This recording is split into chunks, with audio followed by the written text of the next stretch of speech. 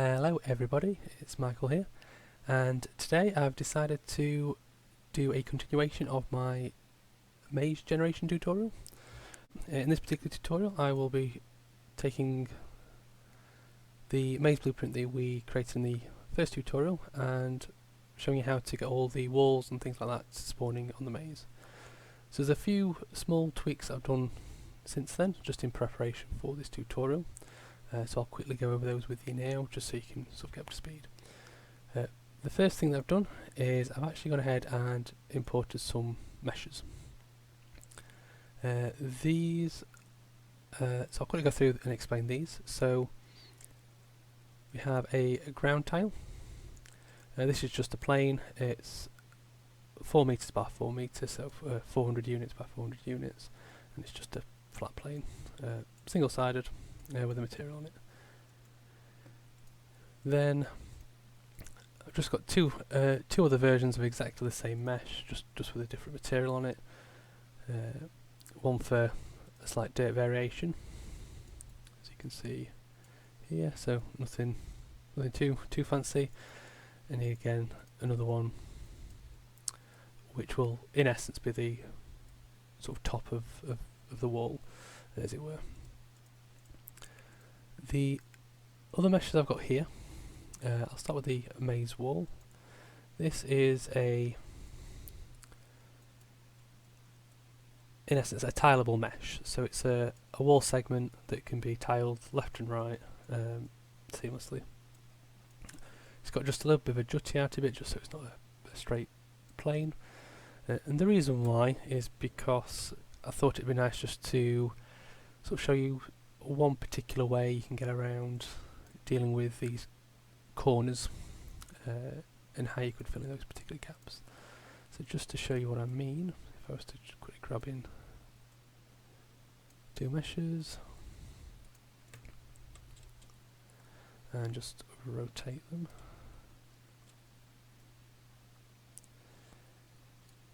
So as you can see, because there's a little jutty outy bit, it leaves a hole. So that sort of brings on to the next mesh, which is a wall cap. So I'll quickly grab that in as well, just to show you its purpose.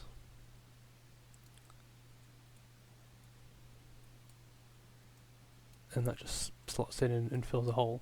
So using these two meshes, you can quite easily go through and populate all the maze walls. Just in regards to the positioning of the origins on these particular meshes, it is set up so it is at the centre of a given tile. That's done so when we're going through and adding the tiles, we can quite easily just know where we need to place them without having to worry too much about it. As you can see, as a quick example there, with manually placing it.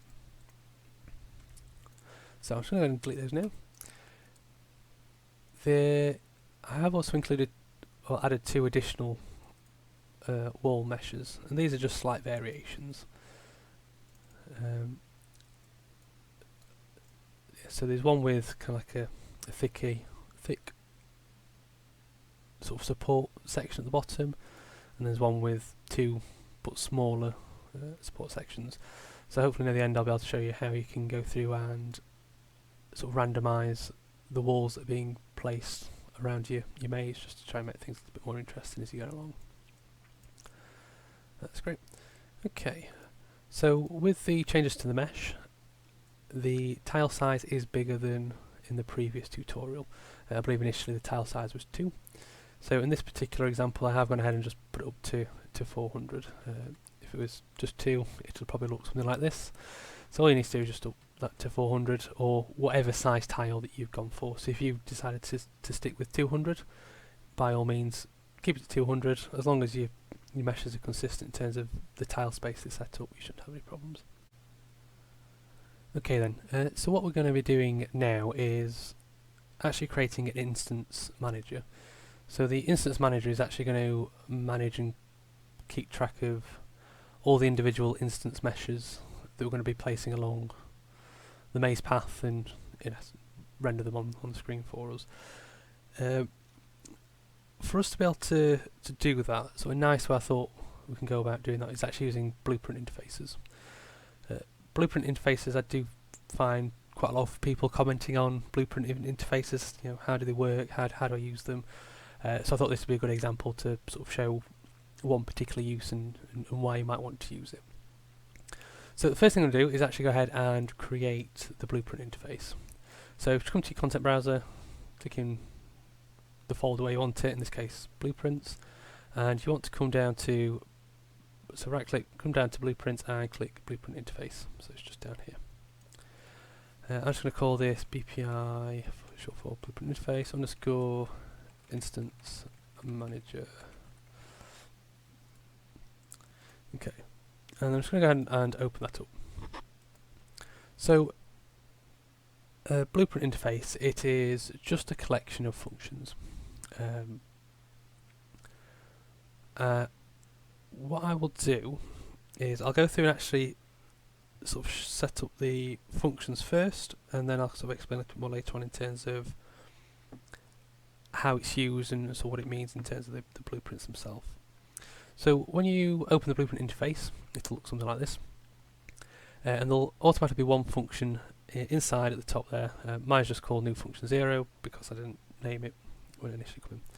So the first thing I'm going to do is actually go ahead and just rename this one because it's already available. I'm going to call this one add new mesh instance. And for this, we need to set the inputs and outputs of that given function. So the first input I want is going to be the mesh type. So I'm just going to call this mesh, and for the variable type, go ahead and call, select the static mesh. Static mesh. There we go. And then I'm going to go ahead and add another input variable. This one's going to be of a transform, and I'm just going to call this one transform. So this particular function, once we implement it within our main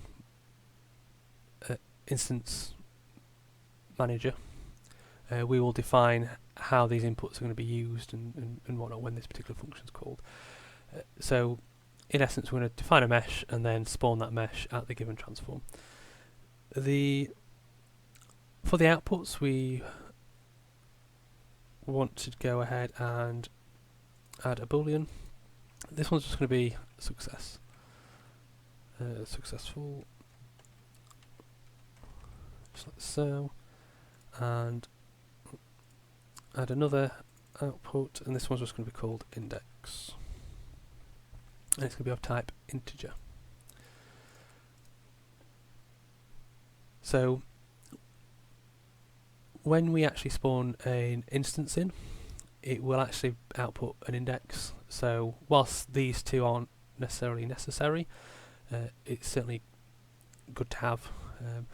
Another reason why I like to use outputs is because it makes it as a self-contained function as opposed to just an event, which I can demonstrate later on, which will make a bit more sense. So with that done, I want to go ahead and add another function. This time I want to call this one remove all mesh instances, like so, and yet again we want to go ahead and add an input. This one's going to be mesh. Yet again you want to go in and select static mesh.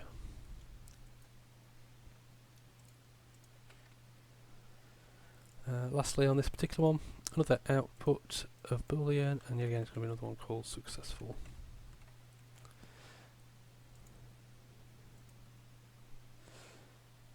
Yet again, the output itself isn't strictly necessary, but as I've said, it helps keep the blueprint interface function as a self-contained function as opposed to an event, which I will show you when we get that far. So yeah, just two more functions we want to create. So I'm just going to add another function, and this one is going to be called remove mesh instance. For this one, I'm going to add two inputs. The first one's going to be our static mesh.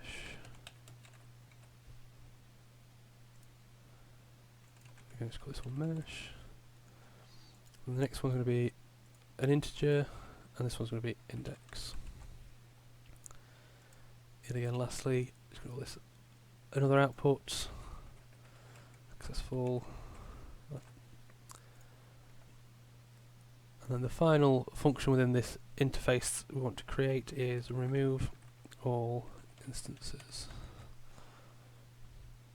This one doesn't actually need any inputs, but I'm going to go ahead and add an output, and that's just going to be a ball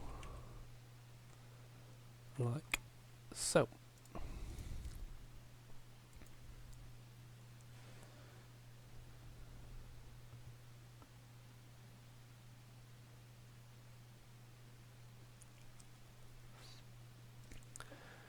Okay then, so with the interface created and the 4 functions set up in the specific functions, just go ahead and compile and save the Blueprint interface.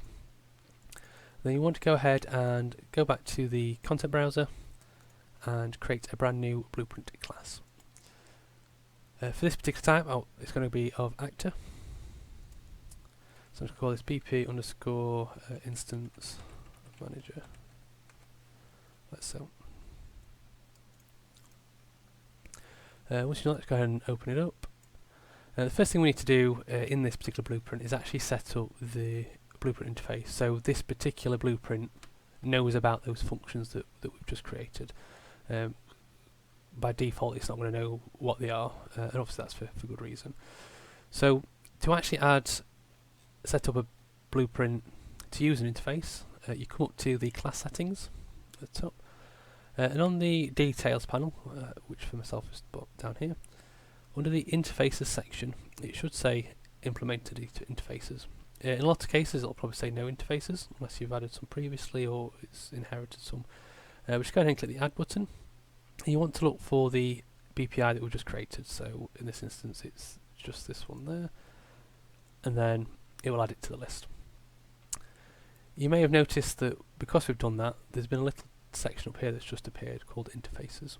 So if you actually drop that down, you should now see those four functions that we just set up. When you then double click into them, it is a self-contained function where we can then go in and define what we want to do when that particular function is called. So the great thing about this, or blueprint interfaces, is you can call this particular function without actually knowing it's an interface manager. And that's really good if you're wanting to have different types of instance managers and have each instance manager handle the functions slightly differently. So another good example for using interfaces would be for like a use function for items, for example. So whilst you might have many different items, they're all going to have their own use function. So you can use a blueprint interface with a use function and then have them all set up differently within inside the individual blueprint. Okay, so I also said I was going to show you an example of why I added an output on all of them. So if I was to come to the remove instances and just remove that particular output and save, and come back over to here, you'll notice that it's now become yellow. If I double click on it, yeah, so as I double click on it, it'll still open up as a particular node, but just close out of that and right click and convert function to event. If you don't actually have the output, it would list it as an event such as this, which isn't always the nicest way to keep it tidy, which is why they add the function, the variable type at the very end here, such as this. So just quickly add that back in. Like so, compile, save.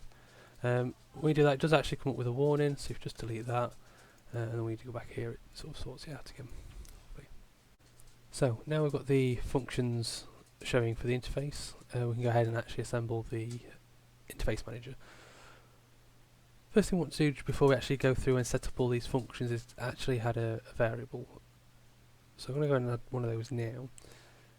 This I'm going to go ahead and call instance components, which it apparently won't let me do.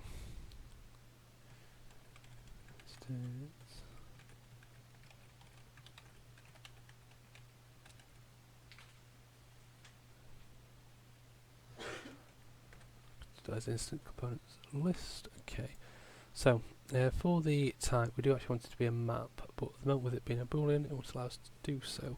So the first thing we do need to do is just go ahead and actually change the initial variable type. I'm going to go ahead and do that to a static mesh, like so. And then we'll come in here, we can then choose a map. A map, in essence, it's kind of like a named list, where each entry has its own sort of corresponding item. Instead of it being an index where it's like a number from 1 to whatever, it's a specific entry, so there can only ever be one key, as it were. For the second variable type, this is actually going to be an instance mesh component, specifically the hierarchical instance mesh component. This one supports LODs, so it's in a lot of cases it's possibly the one that you want to use. There is an initial overhead for that, but there is the standard instance static mesh component as well.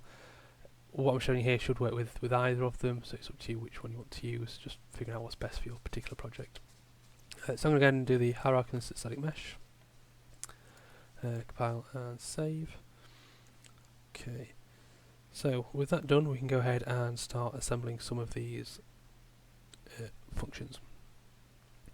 So the first one I'm going to do is the remove all instances, so I'm just going to go ahead and open that up, separate these off. So with the remove all instances, I literally want it to go through and remove all the instances that are within the instance mesh component that it is. So I'm just going to go ahead and grab the variable that we created. I want to then type keys. So what this does is it gets all of the keys. So that's the first item here. So the static mesh ones that it uses to get all the So go ahead and hook that up there. And what that'll do is output an array of those particular keys. From there, we'll just go ahead and do a for each loop, just like so. And then what we want to do off of here, just want to do a clear. Actually, no. Easiest way is grab the variable again, drag off of it, and then want to do a find. So this is where we're looking for the particular item within that list. So in this case, what it's looking for is using the key, it will try and find this particular one, so the instance mesh. So from the array element, we'll plot that in there. Just a quick tidy up. And then from this particular output pin here, that's where we want to go in and do a clear instances. So the clear instances will go through and remove all the instances for that particular component. With that done, just from the return node, just connect that to the completed, and we can just mark that as successful. So that's that particular function complete. The next one I'm going to do is the remove mesh instance. This is a little bit similar, however it's only for a specific index. So for this one, the first thing we want to do is actually check if we can find a component for that particular mesh. So we can come in here, grab the instance component list again, drag off and do find. What we can then do for the bottom pin, just type in mesh, and you want to get the get mesh at the bottom. So this variable here is actually referring to the input of the function, so here. So whatever's passed into the mesh, this is what this particular pin node is sort of referring to. So you can just quick tidy up.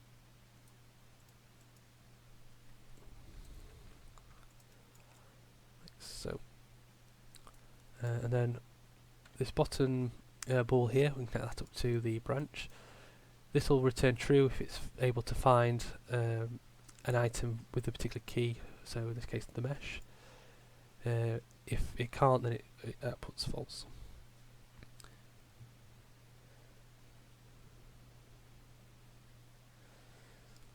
Okay, so what I want to do now is actually go ahead and remove the instance. So if we drag from here, we can type in remove instance, just like so. Connect that up to the true, so that indicates that we've found that particular mesh.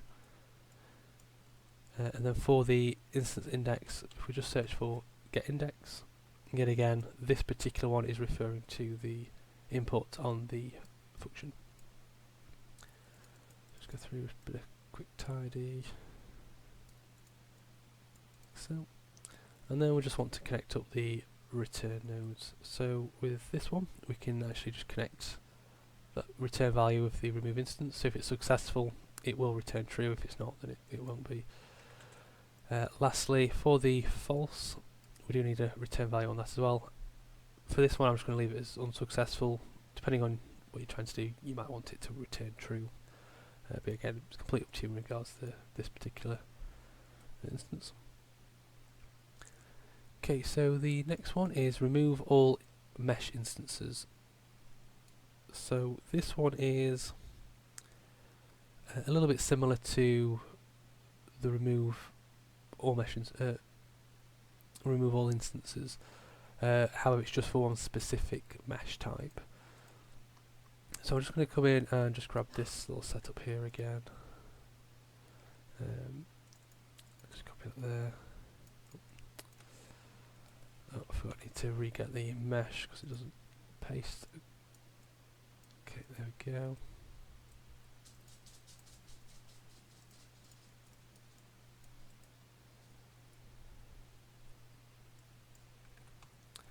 Again, we're going to connect the branch.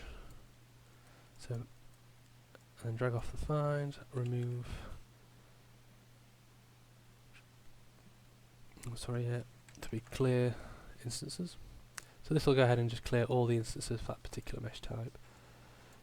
Yet again, for this one, connect the return node. I'm going to do it as true on that one, but if it can't find it, I'm going to have the successful as false. Okay. Last but not least, add new mesh instance. This is probably the bigger function within the mesh. So there's quite a few things that we do need to do in this one. Okay, so yet again we need to come in, grab the instance component and do a find, just as we have done previously. Go ahead and get the get mesh. Do a little bit of quick tidying. Come off and do a branch off the boolean. Okay, so there's a few things we want to do depending on whether we find the mesh or not. So if we find the mesh, we can go ahead and just add instance. For myself, I'm going to go ahead and choose world space. Sometimes you might want it as component space, so you can just choose the add instance option. Just standard added instance if you wanted to. For me, so I'm just going to use the world space option. So go ahead and connect that up, and we want to then add the transform. So you can get transform, and this one's yet again referring to the input on the function. Just like so.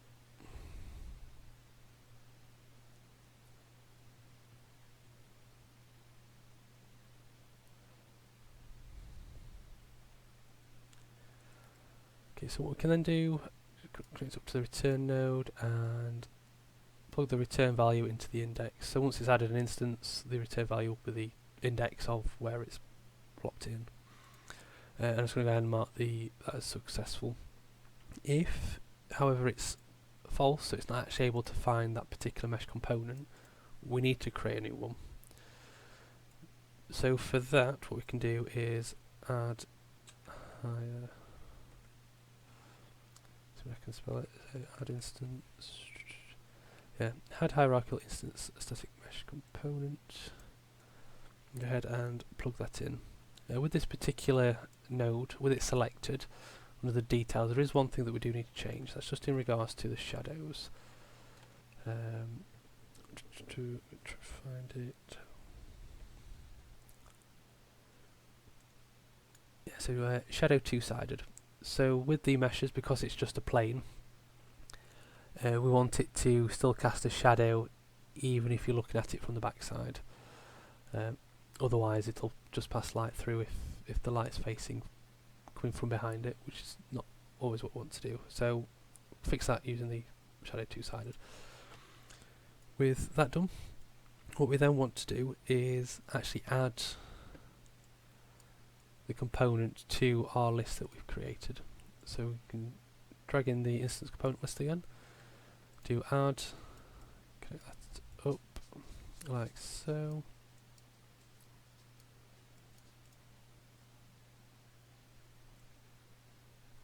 And then we can connect the bottom one up to the return value. I'm just going to drag this down here for now because we will need it in a moment. And then we want to add the mesh input again. So that's the key. So in essence we just add a new entry within here, just so you can see what it sort of looks like. So this will be the list of the meshes, and then this will be the actual component. It's just a way of keeping track with it. If you wanted to, you could always set this to something like an integer if you want to sort it out that way. It's not always the easiest to keep track of though. Okay. So with that done, the next thing we need to do is actually set the mesh that this particular component is going to be using. So if we drag off this pin and do a set mesh, set static mesh, get that up like so, and yet again we can just go in and just plug in the mesh input straight into there.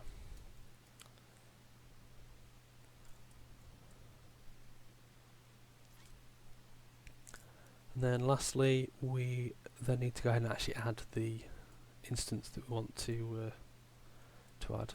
So I'm just going to go ahead and copy this whole section from before, paste it to the end, and we want to plug in that reference there.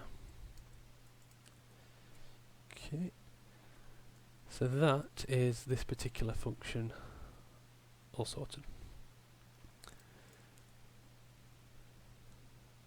Okay, so one thing just to be aware of with the instance manager, it is something that needs to be placed in the world. So we just drop that in, I'll set it at 0, 0. The next thing we want to do is make it so our maze can actually access the instance manager itself. So if we flip back to the blueprint maze, and you want to add a new variable, I'm just going to call this instance manager, and for the type I'm going to choose actor. And the reason why I choose actor is because it enables you to specify different types of blueprints. So if you're again having different types of instance managers, you don't have to worry about going through changing this particular reference and then updating all the other ones wherever it's used, because that'd just be a nightmare. So with it selected, you can make it instance editable, expose and spawn, and then with it in the world, so this is the BP maze, for the variable types there should be one for the instance manager, and it should list all the actors within the level, and you just check the select the blueprint instance manager, just like so. Let's go ahead and save. So at this particular point the initial setup is sort of done. The final steps is actually to go through and modify this particular portion of the maze blueprint and telling it to spawn in the meshes using the instance manager, which we'll go do in a moment. So the first thing I'm going to do is actually go ahead and just remove all of this section, so we won't be needing that. Just disconnect that. Okay then, so if you're in the instance manager, what we did do is actually create the function for remove all instances, remove instances. There we go. So the reason why I'm putting this here is so because we're adding items on the construction script, every time you go to drag it around or in essence update the particular blueprint, it's going to constantly add new meshes, and they're not ever going to get removed until we tell it to do so. So this is here as a bit of a fail-safe, just to make sure that the numbers we're getting to aren't going to be ridiculous. Okay, so the next thing I want to do as well is just in regards to the size. I want to actually set the size. So ideally for something such as this, it tends to work a lot better when it's even numbers. There's a nice easy way to do that. So if we just grab the size itself, as well as setting it, we can then split the size, and because it's an int, when we divide by 2, it just automatically does some rounding for us, and then we can just multiply that by 2 again. Just like so, and we'll just plug that back in.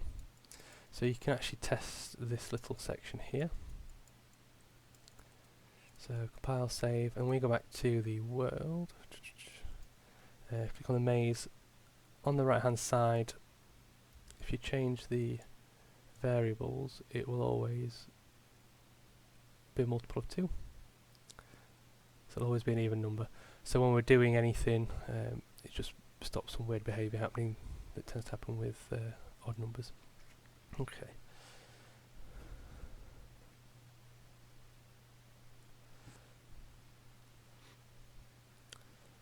So the next thing I want to do as well is just create some variables for these.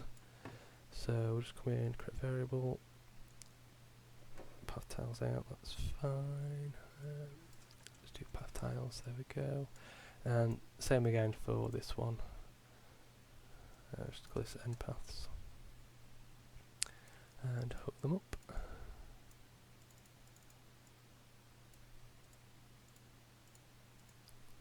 Just like that.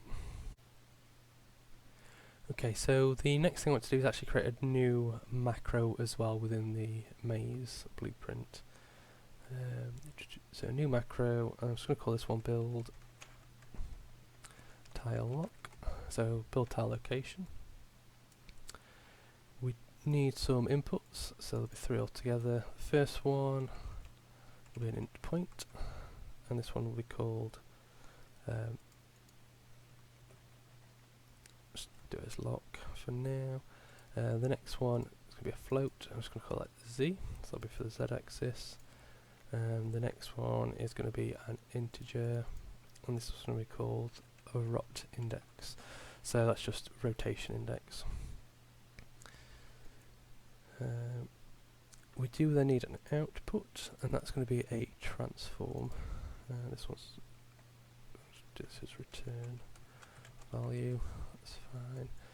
Okay, so in essence what this macro is going to do, it's going to take some variables in and build the locations that we need when we're going to actually spawn in the various meshes that we're going to have. So first thing, just come off the location import and want to break that out into its int variables. We then want to multiply these by a float, just like so, and we want to multiply it by the tile size, so just connect those up like so. Once we've done that, we then want to make a vector, and we can plug the x and the y in, and then the z input is going to go into the z on the make vector. So I've got to keep things nice and tidy. Okay, so once we've done that, we then want to actually go ahead and add a vector to this vector we just created, and we just want to get the actor location. So this just allows us to move the maze around, and it will adjust the maze accordingly. So it's turning, in essence, what's a local location and then making it into more of a world location based on where we've physically placed it in the world. Okay.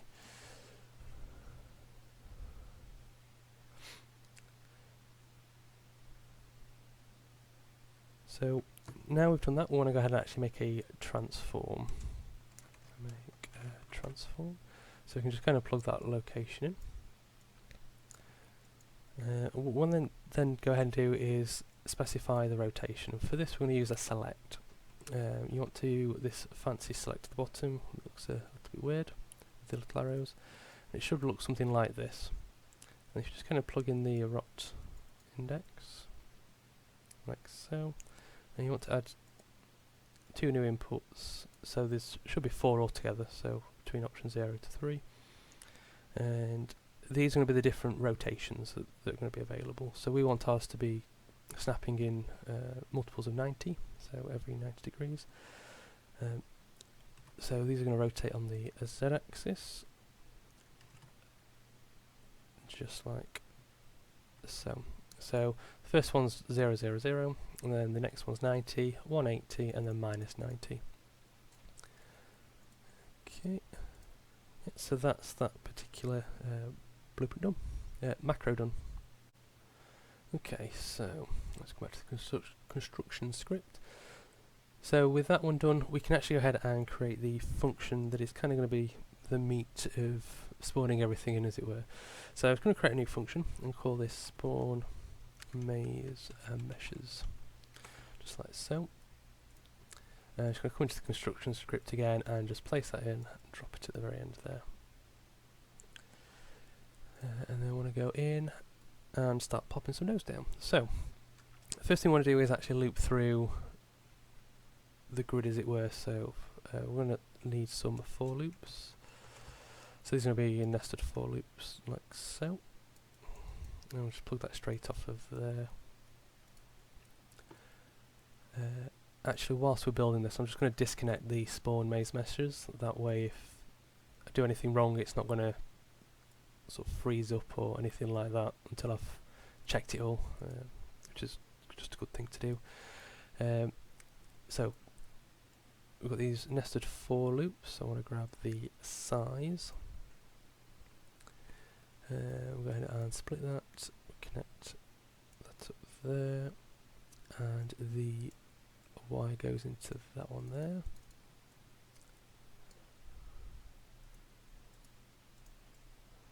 Bring those down just a smidge. And then from these, we actually want to go ahead and make an int point from these variables. Okay. Remember, try and keep things as neat and tidy as possible as you go along. Okay, and then we can actually promote this to a local variable, and I'm going to call this loop block. So for the loop location, so as it loops through, we've got access to that particular variable as of when we need it. So the next thing we want to do is actually grab a reference to the path tiles. So that's one we made shortly a few minutes ago. And want to do a contains item. And we actually want to check to see if the loop location, grab it from here, is in with the path tiles itself. And we can go and grab a branch.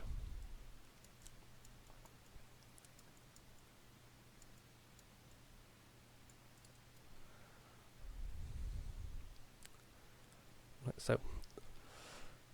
So at this particular point, we're going to start adding in some of the add mesh instance nodes. So when I grab the instance manager, from there, add new mesh instance.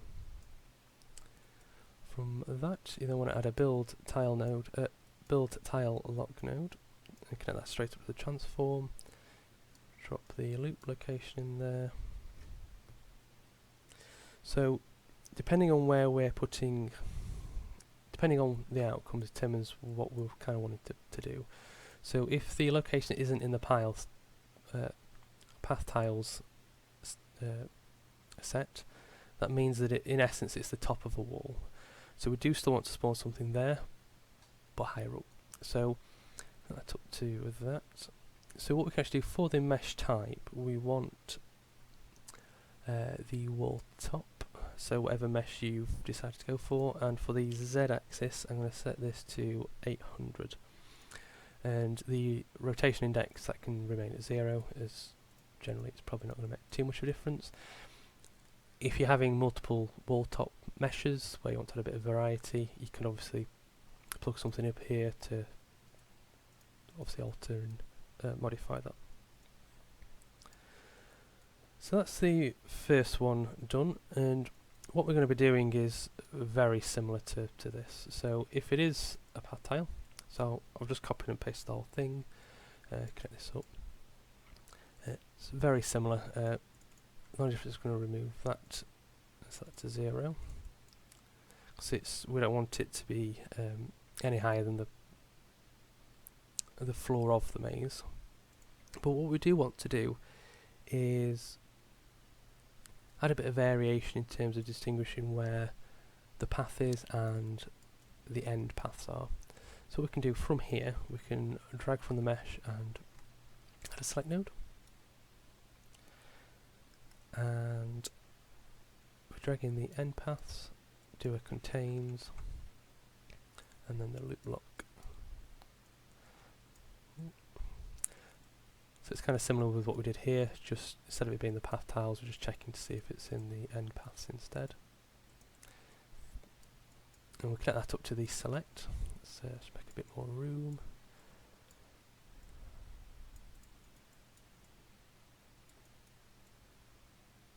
Put it over here just to make it a little bit neater.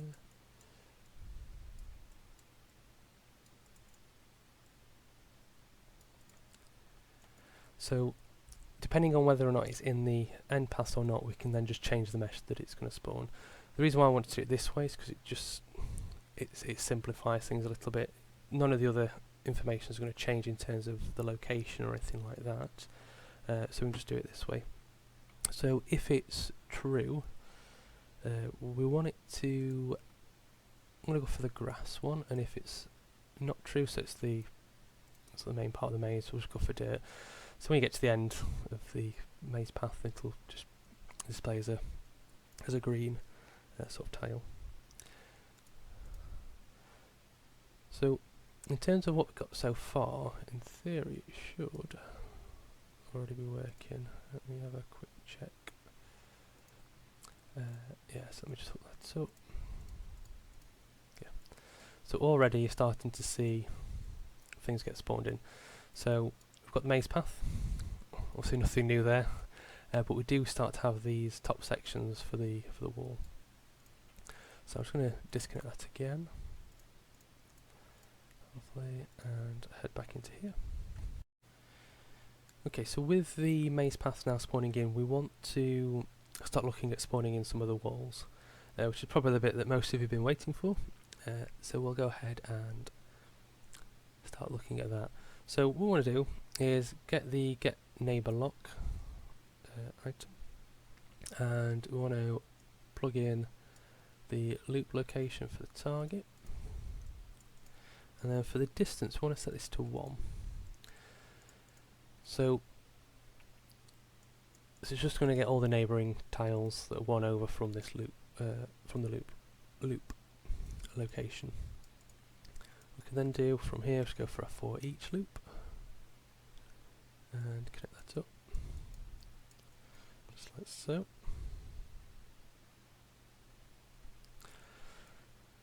So there's going to be quite a few things that we do need to do here in terms of the logic and deciding where things need to go and the orientation. So what I want to do is pull from the array index and go ahead and create a local variable. I'm just going to call this loop index, like so. Just connect that to the loop body. And that way we've got access to this throughout the loop, so it's nice and easy. Another thing that we want to do just whilst we're here, under the local variables, just add a new variable, and it does need to be of a bool. I'm just going to call this segment index, and you want to make this an array, just like so.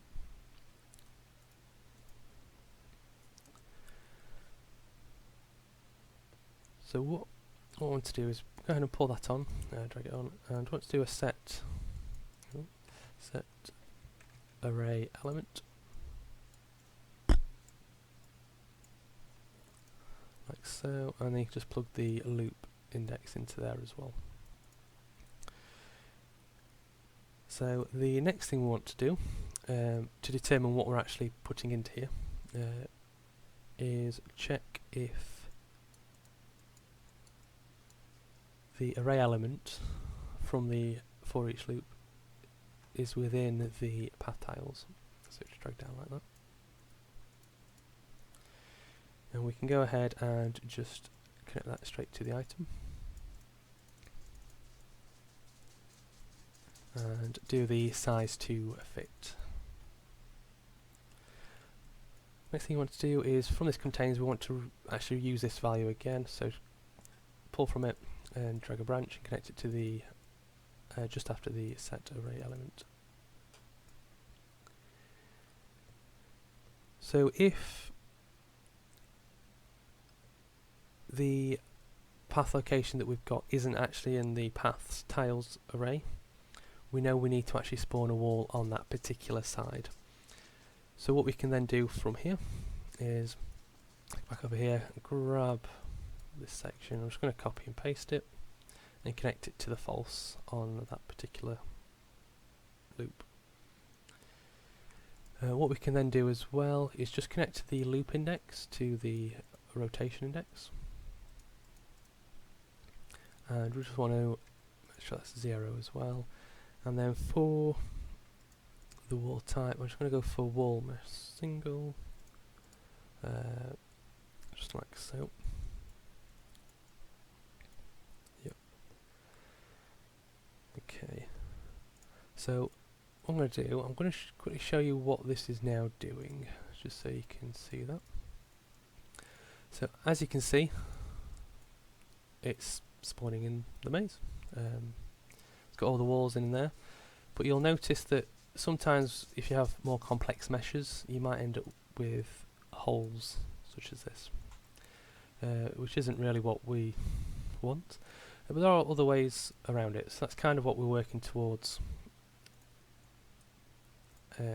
using the segment index. So I'm just going to go ahead and unhook this again, so we can go into this and we can start working through this. So once it's gone through and completed this for each loop, what we then want to do is actually drag in the segment index. I want another for each loop on this as well, and connect this on the completed. So from this we're going to use it to determine what sort of meshes we need to spawn to deal with those open air gaps, as it were. Just going to reuse the loop index here, so just drag that down. Because we've completed this particular loop section, it's perfectly safe to then reuse it down here again as well. So we want to do some checks to determine whether or not we want to spawn in a corner mesh. So I'm just going to grab this and drop in a branch, connect it to the true, like so.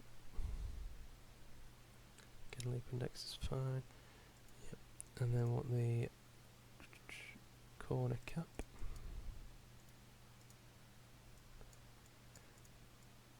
Okay, so we've got this set up. Now we just need to determine the logic to tell it that we need to spawn this corner cap at a particular point. So what we can do, if we grab the segment index, just want to go ahead and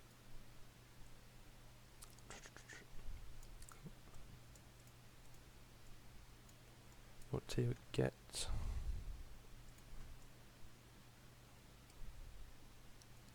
a copy,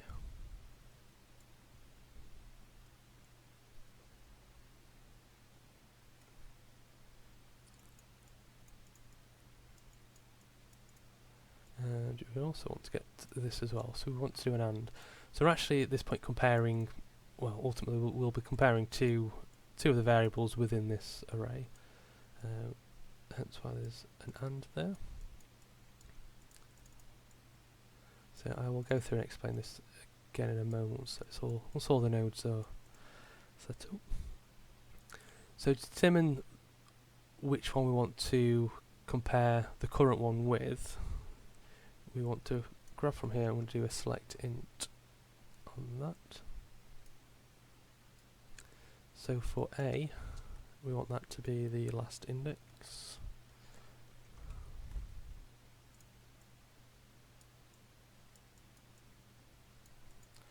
Like so. And then if we grab the loop index here, whatever the loop index is, we just want to minus a 1 from it.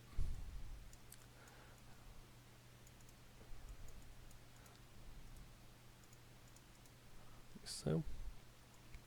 However, what we do need to do, if it's the first one in the loop, it's going to attempt to try and get minus 1, which isn't what we want to do. We want it to get the last one in the last index.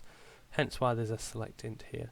So if we come from here and do a negative, less than even, so if it's less than 0, we're going to tell it to choose the last index instead. So that sort of solves that problem.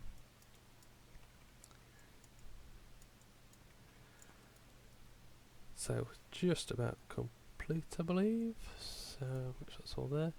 Yeah, so quickly go through this again. So up here, we check to see whether or not a particular tile is within the path tiles. If it's not, then we need to put a wall along that particular section, and that information is stored within the segment index. And then when we come down here, we are then comparing two of the particular indexes, so two indexes next to each other, to determine whether or not there should be something spawned on that particular corner, as it were. So that's kind of how that works. So this itself should all now be working. So I'm just going to connect those back up again, back in here, and you'll see we've now got corners where they should be. So yeah, so that is the maze all generating. So should be able to change the size, so to 20.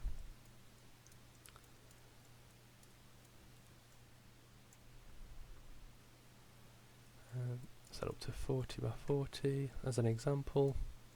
See it again, all scales, you can see where all the end tiles are, and it fills in all the mesh walls, all the maze walls. Lovely.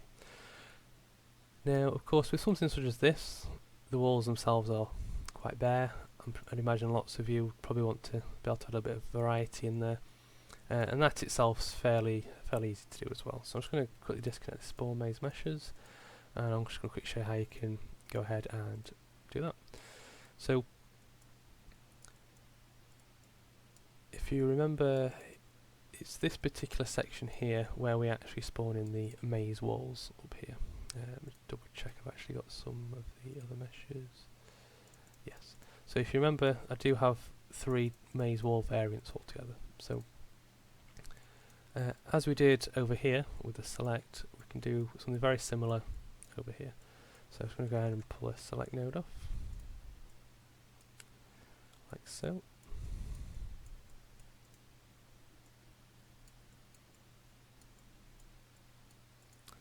And I want to add a pin, so we can then select the 3 different wall types. Let's go ahead and create a new variable. I'm just going to call this rand stream. As normal type, for the variable type there should be an option of random stream. So a random stream is a way of getting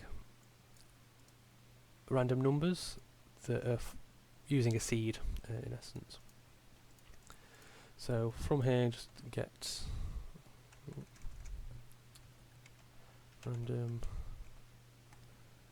random integer in range from stream. So I want min and max, so 0 and 2. Let's tuck those up there. So depending on what that value is, it'll determine the wall that we get. And it is a random stream as well.